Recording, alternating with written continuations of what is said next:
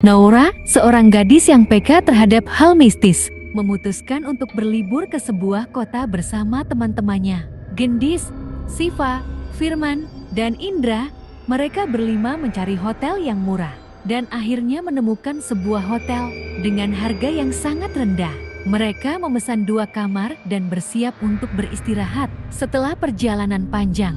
Saat check-in, mereka disambut oleh resepsionis bernama Lun yang terlihat dingin dan tidak ramah.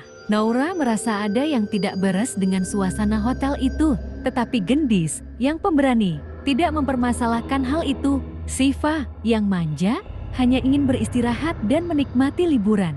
Mereka berlima dibagi menjadi 2 kamar, dengan kamar 031 untuk perempuan Naura, Gendis, dan Siva, dan kamar 033 untuk laki-laki Firman dan Indra. Kamar-kamar mereka terletak di lantai yang sama, dengan kamar 032 terletak di antara kamar mereka.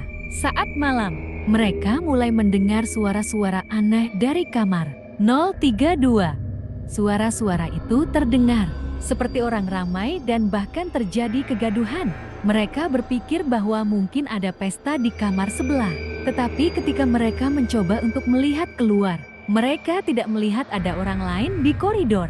Mereka komplain ke resepsionis, Luna.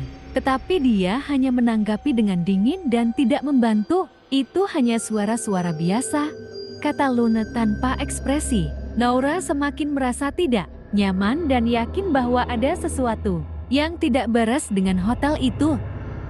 Gendis, yang pemberani, memutuskan untuk menyelidiki kamar 032. Dia pergi ke kamar itu dan mencoba untuk membuka pintu. Tetapi pintu itu tidak bisa dibuka. Dia merasa ada yang tidak beres dan segera kembali ke kamar mereka. Malam itu, mereka semua merasa tidak nyaman dan tidak bisa tidur. Suara-suara aneh dari kamar 032 terus terdengar, dan mereka mulai merasa takut. Firman, yang syoleh, mencoba untuk menenangkan mereka dengan membaca doa-doa. Tetapi Indra, yang ceroboh, hanya menganggap itu sebagai lelucon. Keesokan harinya, Naura memutuskan untuk mencari tahu apa yang terjadi di kamar 032. Dia menemukan sebuah artikel tentang kecelakaan kerja yang terjadi di hotel itu beberapa tahun lalu. Dan korban kecelakaan itu adalah seorang resepsionis bernama Lun. Naura juga menemukan bahwa Luna meninggal sebelum dia bisa meminta maaf kepada ibunya karena bertengkar tentang pacarnya yang tidak direstui. Ternyata, hantu Luna masih bergentayangan di hotel itu dan mencari kesempatan untuk meminta maaf kepada ibunya. Namun, karena ibunya sudah meninggal, Luna tidak bisa menemukan kedamaian. Naura dan teman-temannya mulai diganggu oleh beberapa makhluk halus, termasuk hantu Luna. Mereka segera menyadari bahwa hotel itu sebenarnya adalah hotel terbengkalai yang tidak dihuni lagi. Mereka berlima berusaha untuk keluar dari hotel itu secepat mungkin, tetapi hantu Lun dan makhluk halus lainnya terus menghalangi mereka.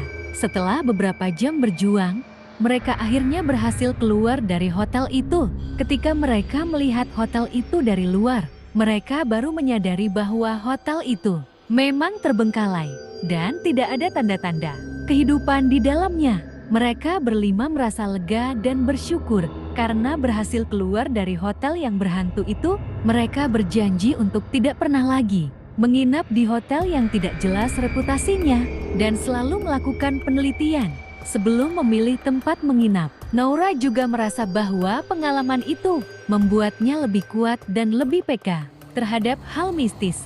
Gendis, Siva, Firman, dan Indra juga belajar untuk lebih berhati-hati dan tidak menyepelekan hal-hal yang tidak biasa. Mereka berlima meninggalkan hotel itu dengan perasaan lega dan berjanji untuk tidak pernah melupakan pengalaman itu. Mereka juga berjanji untuk selalu menjaga satu sama lain dan tidak pernah meninggalkan teman dalam situasi yang berbahaya.